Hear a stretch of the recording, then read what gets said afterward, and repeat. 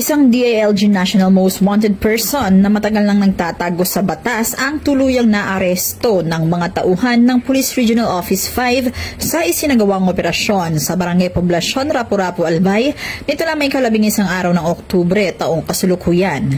Ang sospek na kilala sa alias na Batista, 40 taong gulang, binata at mangingisda ay tubong Malolos City, Bulacan at kasalukuyang naninirahan sa Bacon District, Sorsogon City, Sorsogon. Siya ay inaresto sa bisa ng warrant of arrest para sa kasong murder na walang inirekomendang piyansa.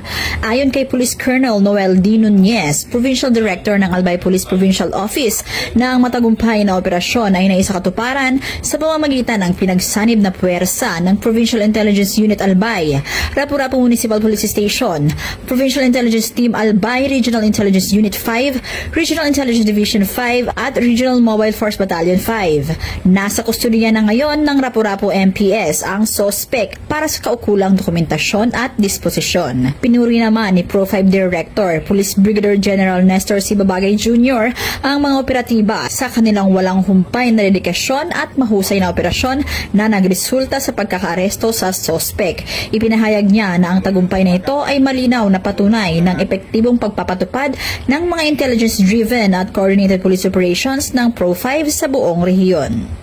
Mula dito sa Bicol Region, ako ang inyong PNN correspondent, Staff Sergeant Irene Hani Triabad, alagad ng batas, tagataguyod ng Balitang Pulis.